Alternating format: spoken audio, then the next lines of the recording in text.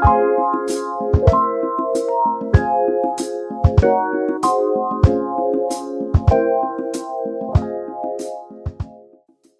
your favorite care conqueror and empowerment coach, Candace, reporting live from where? Empower2Care. For those of you who don't know me in these social media streets, I've been a fundraising, podcast, and advocating fool for my parents and others for over the last decade. I'm a mom, a sister, a friend, and an all-around crusader for the greater good. I do feel called to restore at least a pocket of hope in humanity through caregiver coaching and leadership support by empowering your success in serving others. So without further ado, it's puzzle time, y'all. I recently ordered this Titanic puzzle after attending the Titanic exhibit that is currently here in Texas. I would love it if you guys would send me any recommendations on any cool puzzle companies that are kind of unique or customized. I know they have the ones that you can send your picture in and they'll just kind of, cut up a puzzle for your picture. But I would love to see some puzzle companies that have their own unique flair and style of artwork. And I'll order them and I'll shout you guys out for the recommendations. So please send those my way, put them in the comments, and I'll go ahead and look into those companies. If you're wondering how I kind of came up with the title Puzzle Pieces for this show, it really represents the many pieces I've collected through this unbelievable journey of caregiving. And when I say unbelievable, I emphasize the word unbelievable because there is some stories and content that I'm going to share with you and you're going to be like, she is lying. There is no way that happened.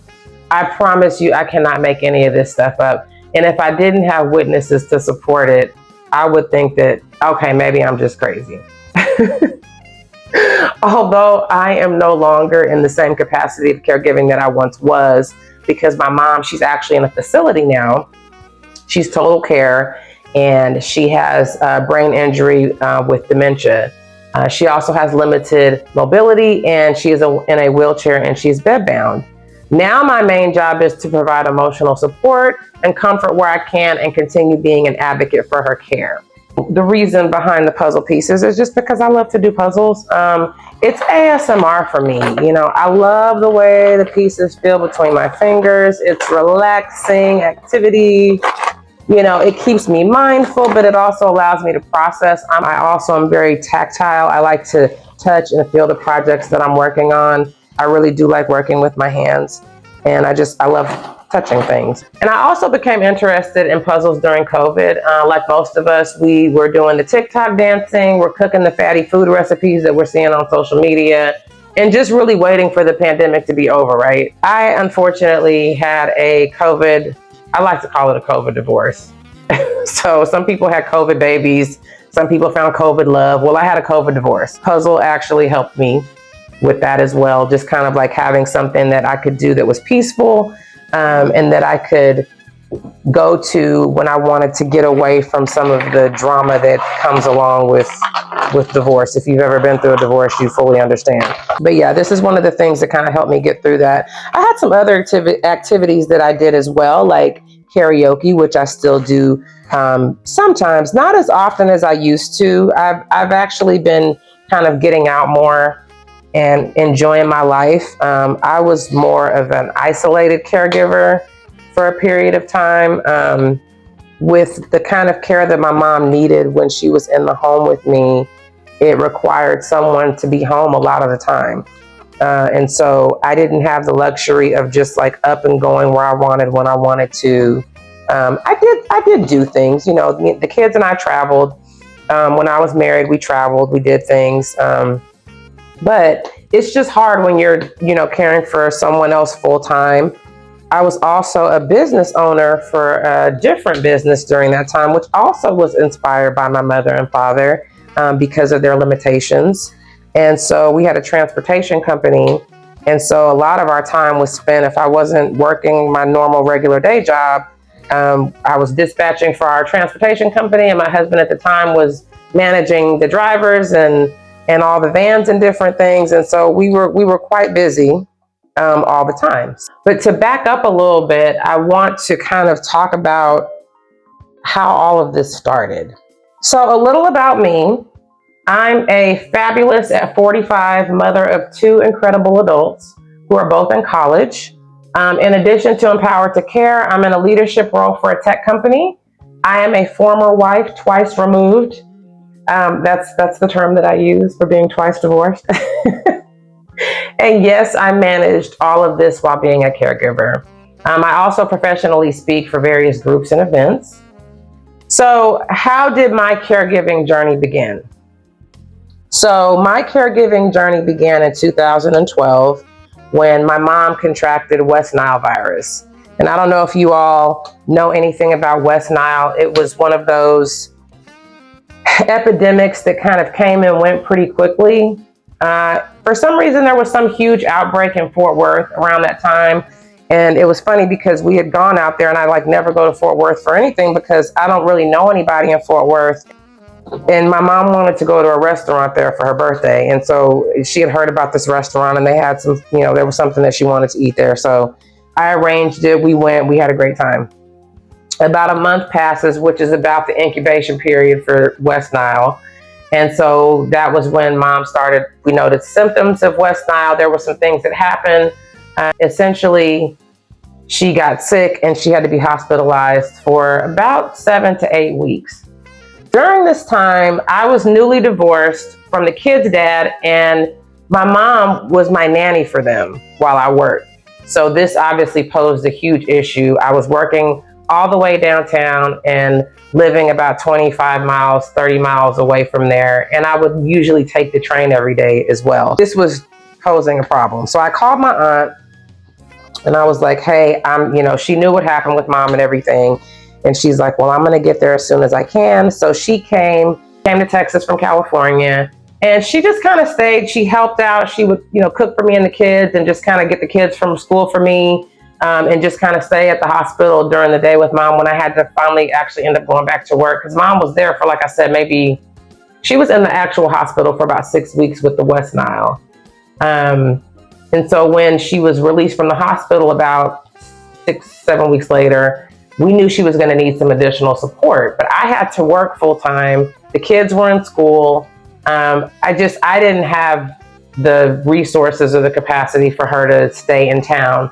So I get my brother on the phone. We have kind of a family meeting, and we decide that it's probably best for mom to go back to California with my aunt until she's strong enough to come back to Texas. What ended up happening was my aunt actually had been here for almost a month, and she really did need to go home. So we were like, yeah, we're going to have to, pull the trigger, and she's going to have to go on and go. So I went ahead, got them together, put mom on the plane, aunt on the plane. They went back to California. She had been there for about maybe a little over a week, and she still really wasn't very steady on her feet, and she ended up taking a really bad spill down a flight of stairs, and as a result, she suffered injuries that were a brain injury that turned into encephalitis. After many near-death experiences, coma, infection, you name it, we experienced it. She actually began to stabilize, which was a great thing. So I was actually going to California probably every other weekend for a little over a year, maybe almost a year and a half. So when the kids would be with their dad on the weekends or his appointed weekends and things, I would just go to California and be with my mom. Probably about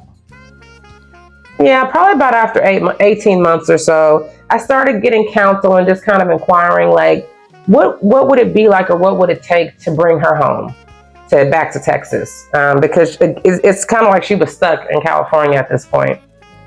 And so I spoke with some doctors, I spoke with some legal counsel, just to try to kind of figure out what was going on. And they felt like she had healed to a good enough place to where she could come home. So the next issue is, I don't have any money. So it's like, how am I supposed to get this woman who is completely disabled now on a plane back to Texas? How the heck do we do this? So with no money, I had to obviously rally different areas of support. And when I say people came through, they came through. Having the kind of connections and support that I had during that time, just various friends and family, and even people that my mother grew up with from her class, like the high school that that she and my aunt had gone to growing up, and just different friends that they had, and family members had just really come and shown up for us financially and otherwise, and spreading the word just all over the country. We got donations literally from probably about 10 different states. I'm not even kidding. It was so amazing. I never thought in a million years that we would get this kind of support. So this was the fundraiser. I made this to take with me when I would do speaking engagements. I had the opportunity to speak at a few events, to tell my mom's story at the time and tell them what I was fundraising for. And so I just kind of put this together. So I've always kept this with me as a reminder. But yes, the fundraiser was called Moving Mountains for Mimi. And so that is actually what my caregiving memoir is titled as well. Instead of it being Moving Mountains with the number 4 me, it's the grammatically correct version of Moving Mountains for Mimi. And so this book that I'm writing, and it's just about done now, it's going to be actually ready for pre-release and released this summer. So it's largely dedicated to her. I haven't even gotten into my dad's story yet. So y'all need to just make sure you bring popcorn. Look, I got my wine. You need to bring, I don't care if it's a mocktail. I don't care if it's some soda. Bring some popcorn, a bag of chips, something. But we haven't even gotten into the nitty gritty. This is just the beginning, you guys, okay? The memoir that I've been writing and that I'm almost finished with now is largely dedicated to my mom.